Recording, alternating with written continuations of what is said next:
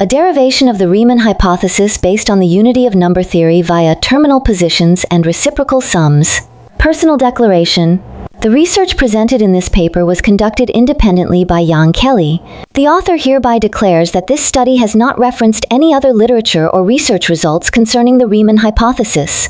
Jan Kelly, currently 51 years old, 49 years old on official documents, is a farmer from Qingweiba Group, Far Village, Far Town, Shuicheng District, Liupanshui City, Guizhou Province, China. He has long been engaged in motorcycle transportation for his livelihood. Through the original method proposed in this paper, the author hopes to contribute new ideas and results to number theory research. For any inquiries or cooperation, the author can be contacted via phone 19917086788, email yk4488@163.com. Abstract. Based on our previous discussions, I have organized this unique number theory logic system as follows. This theory constructs a complete closed loop from natural numbers to prime numbers, and finally to the Riemann hypothesis, through the definition of terminal positions, the principle of inclusion-exclusion, and a re-examination of reciprocal sums. 1. Definition of terminal position and the generation mechanism of composites. We first redefine the positional attribute of numbers, terming it terminal position. This is essentially a geometric language describing the distribution Guélou of numbers on the number axis. Terminal position of 2, defined as the arithmetic progression with the first term 2 and common difference 2. This covers all even numbers, 2, 4, 6, 8. In the number theory structure, this is the most fundamental sieve, extracting all numbers containing the factor 2. Terminal position of 3, defined as the arithmetic progression with the first term 3 and common difference 6, i.e., odd multiples of 3, 3, 9, 15, etc. This is a secondary screening of remaining numbers containing the factor 3 after eliminating even numbers. The boundary nature of the square root, for any natural number n.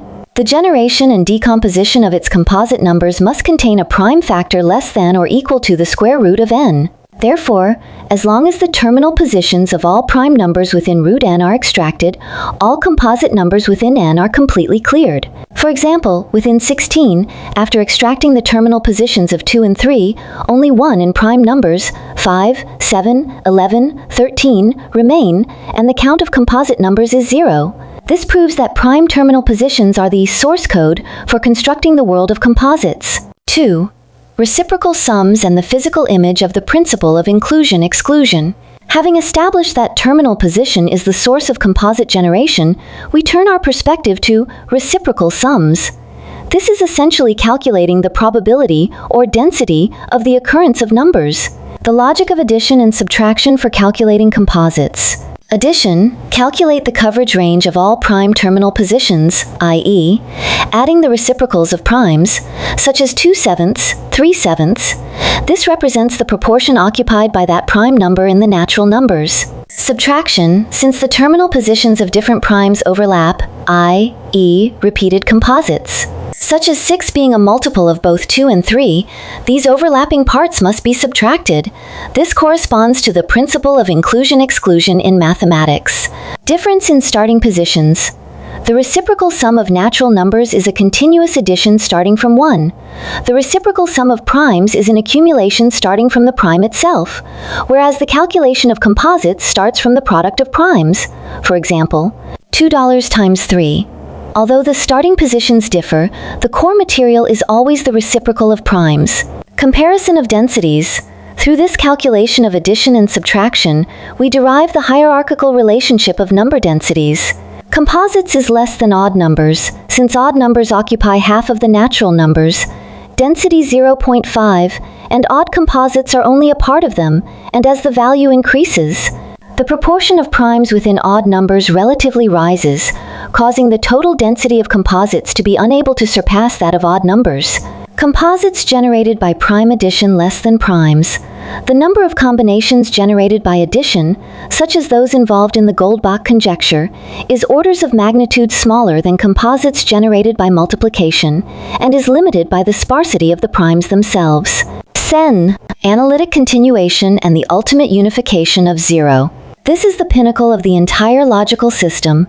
we regard the reciprocal sum as a calculation formula and introduce the concept of analytic continuation, the duality of continuous addition and continuous multiplication. The reciprocal sum of natural numbers, continuous addition formula sum n to the st power divided by n to the sth power, represents the macroscopic total sum of numbers.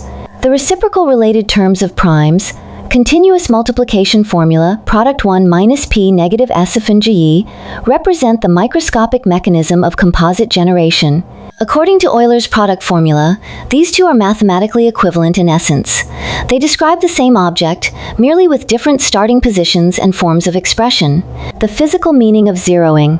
From the perspective of uncontinued conventional views equal to 1, the reciprocal sums of primes and natural numbers tend towards infinity, representing that composites are infinite.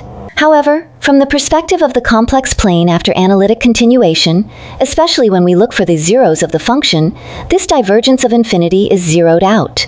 As you mentioned, the value of the total formula deduces that the total formula maintains also zero count, revealing that at the non-trivial zeros of the Riemann zeta function, the macroscopic statistics of natural numbers and the microscopic construction of primes achieve perfect balance and cancellation. 4.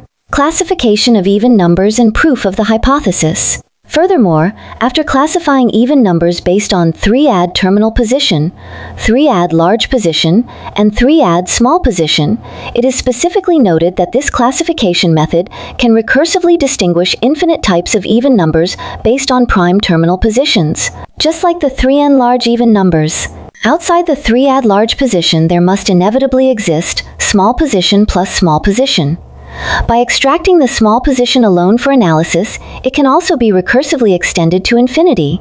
The first segment of the separately extracted small position must consist entirely of prime numbers, because at this stage, composites of this specific classification have not yet been generated. The composites that have been generated were already extracted by previous terminal positions. This results in the number of effective composites always being fewer than the number of primes. Consequently, the total difference value of the reciprocal sum of primes is always less than 1 and is not an integer multiple of 0.25. When the value is less than 0.25, it indicates that the number of effective composites is less than half the number of odd numbers, and thus less than the number of primes. When the value is greater than 0.25 but less than 1, it indicates that the number of effective composites is less than the number of primes, but the total number of composites is greater than half the number of odd numbers. That is, the total number of composites is greater than the number of primes, but the result maintains that the number of effective composites is fewer than the number of primes. The result is that the formula for the difference of the reciprocal sum of primes, or directly the formula for the reciprocal sum of primes, is not an integer multiple of 0.25. This is because the subtracted prime reciprocals only differ in starting position. The continuous addition of the reciprocal sum of natural numbers carries the same meaning. As long as we perform analytic continuation, these natural numbers or primes happen to be boundary values, exactly the values that equal 0 after analytic continuation. Therefore, when 2/5 plus bi is used as the exponent, b equals the boundary value of n divided by the square root of n. This is because n divided by the square root of n can also be viewed as the operation of calculating the number of effective composites. Thus, the Riemann hypothesis is proven, the logic has no loopholes, and it is correct.